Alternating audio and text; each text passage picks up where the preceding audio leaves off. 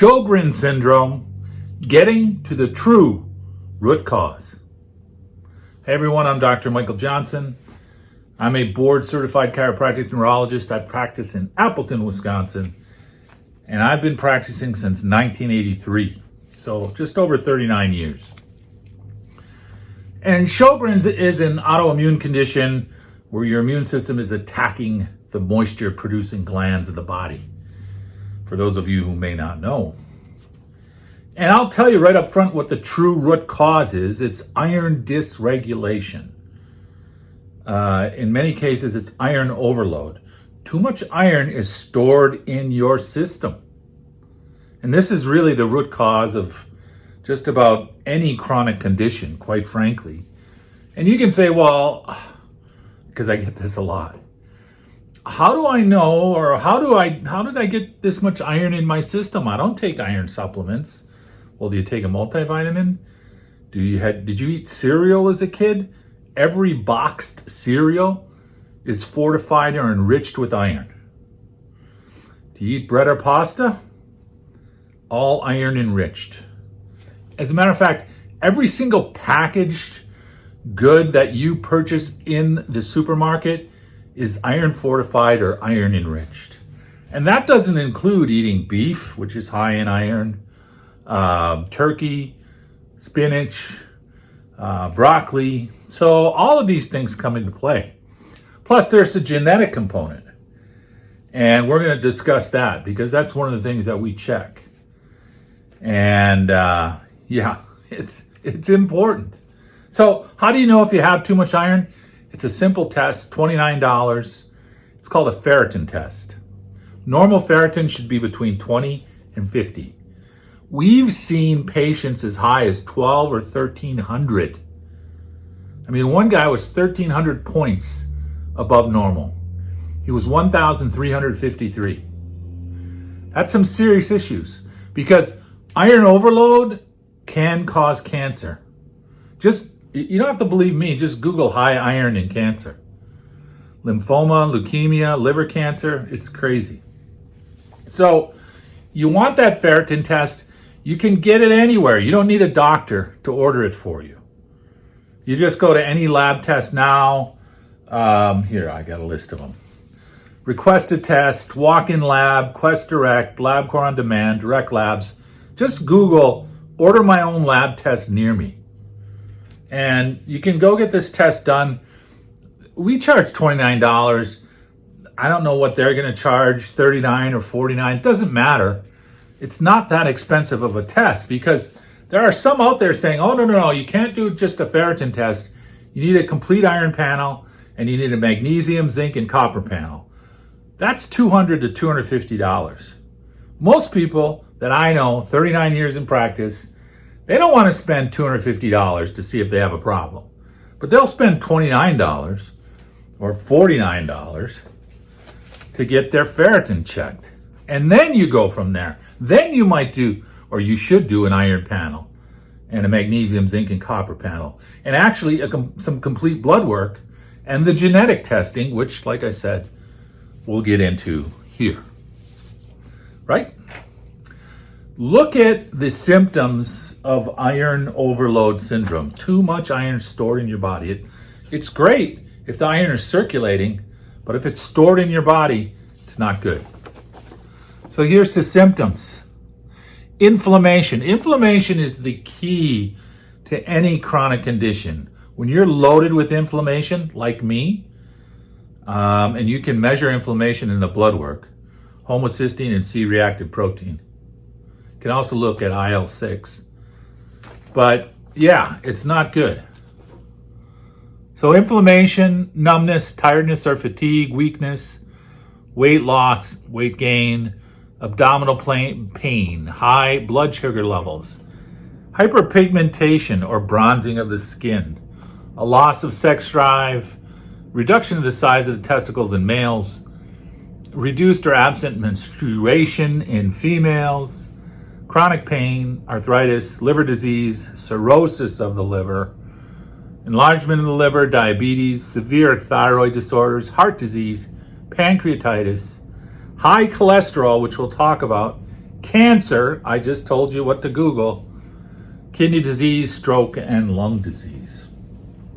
So serious consequences to high iron. And that's why I say it's the true root cause. And you can say, well, what if I don't have high iron? Well, if it's below 20, that's iron dysregulation. If it's normal, then there's a few other things you got to check. I haven't seen normal on a chronic condition patient yet. I'm not saying it isn't possible. I'm just saying not yet. And I've done this with thousands of patients. I mean, we're talking 39 years here. Well, let's talk about cholesterol. When iron is high, magnesium is low.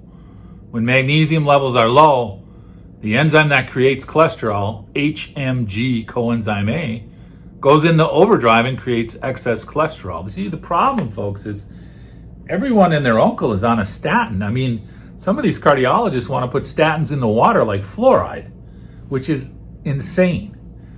It's meta-insane. It's beyond insane. It really is. So, yeah, just decrease your iron load, increase your magnesium load. There's a few other things you might have to do, but that cholesterol will drop into normal. And I know because before I started addressing iron overload, I would have some success with cholesterol patients, some not so great, others very poor results. Couldn't understand why. Well, this is why. Stress can cause high iron and low magnesium, so it jacks your cholesterol. Not just emotional stress, but environmental chemicals, heavy metals, poor diet, lack of sleep, mold, toxins, EMFs, food allergies. Yes, stress. It can trigger an autoimmune response. So let me just give you my brief history. I was diagnosed with peripheral neuropathy 2008. I was diagnosed with MS in 2009. I had stem cell therapy. It helped me. Didn't help everybody with MS, but it definitely helped me. So I'm rolling along until a few months ago, January 2022, I have a severe gallbladder attack. And I know it's gallbladder because I had it 4 or 5 years before, and then maybe 13 years before that. And this time, I know that I have to get the gallbladder removed, unfortunately. So I go in, and I also have pneumonia. So they gave me Lasix to get the fluid off my lungs. They gave me too much Lasix. That put me into kidney failure and heart failure. So I'm living this, is what I'm saying. And then I flipped over from Hashimoto's. I was always Hashimoto's, diagnosed in 2008, to Graves' disease, hyperthyroidism, from hypo to hyper. So that causes AFib. They want to do a cardioversion, which is shocking your heart back into rhythm. I don't know if I'm thrilled with that. And I also had a kidney stone, which I had surgery last week for. So that's my history. And so, yes, I'm autoimmune, just like you. Aging. Aging is iron oxidation due to too much iron in your system inside the mitochondria. The mitochondria are the powerhouses of the cell. It stops production of ATP. ATP is the energy carrying molecule inside the cell. That's the cellular event.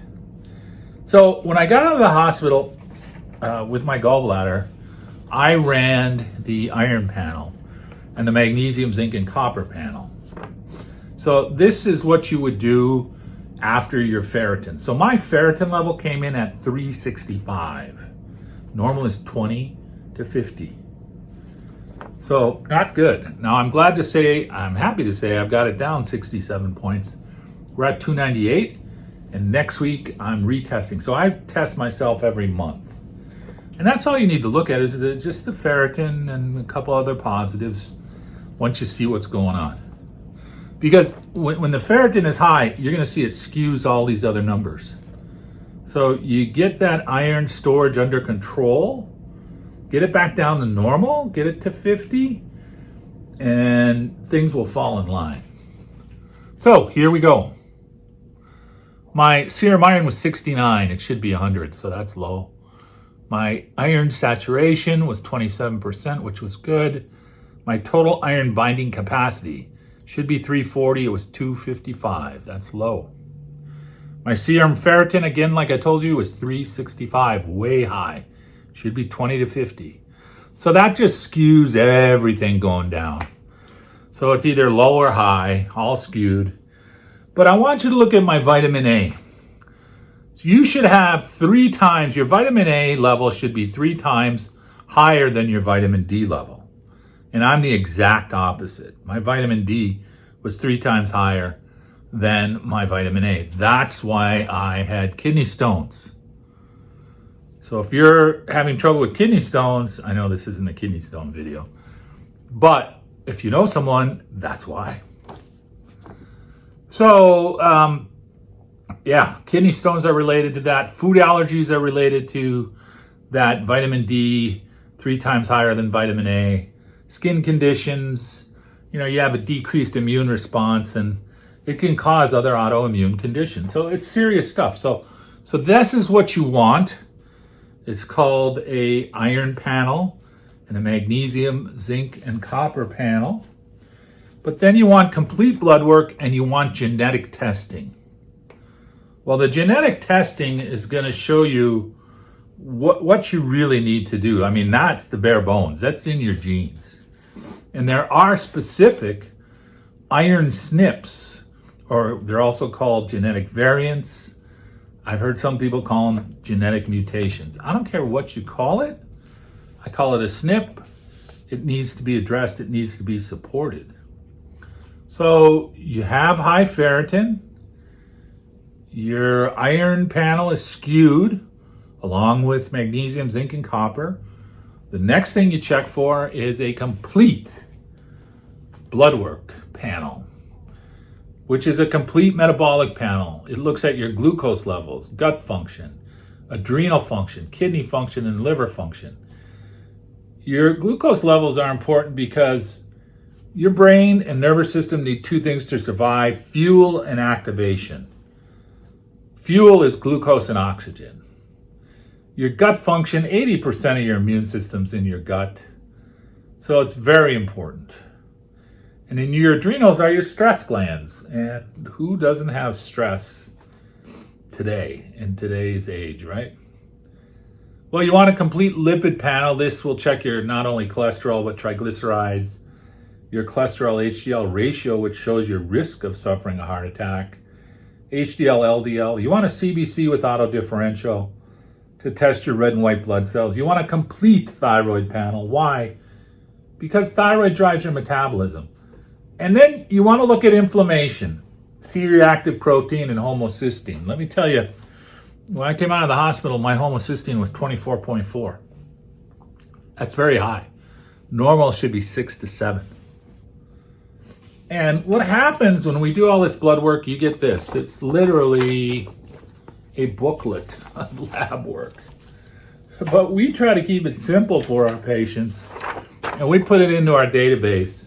So you'll have lab ranges that are very broad, and the abnormals are in red. This is my lab work, so it's nothing to worry about with HIPAA. And then in the yellow, these are functional ranges, which are a lot narrower. And let me give you an example. So your liver enzymes, AST and ALT, lab range is 0 to 40. That's pretty broad. Functional range is 16 to 26.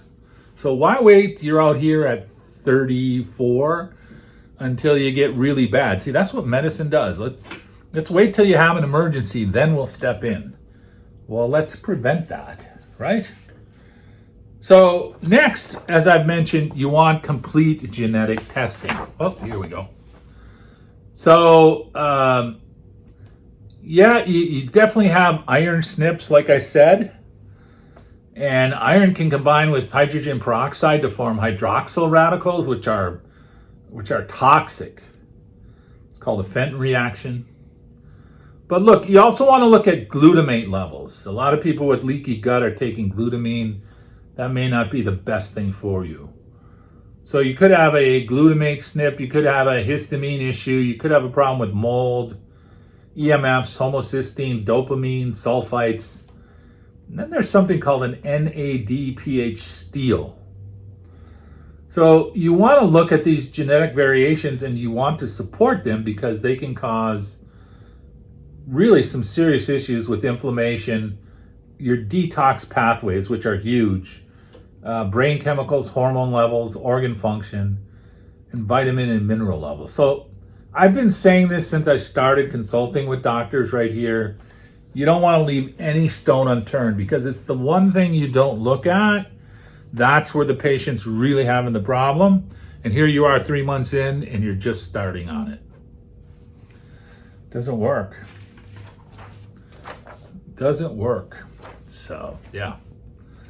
All right. So, when I got into genetic testing, I initially started studying with Kendall Stewart, who's a physician down in Texas, and then Ben Lynch, who's a naturopath up in the Northwest part of the country. Mark Harris, Dr. Mark Harris is a physician, brilliant guy, just brilliant. And now Bob Miller. Dr. Bob Miller is a naturopath. He has a functional genomic system that I think is fantastic.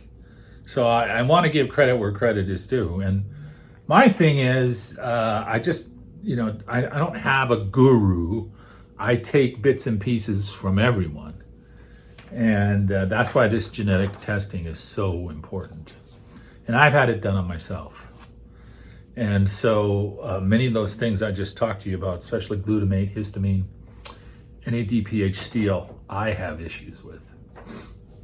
So I want to give credit also to a couple other authors of books who I think are great.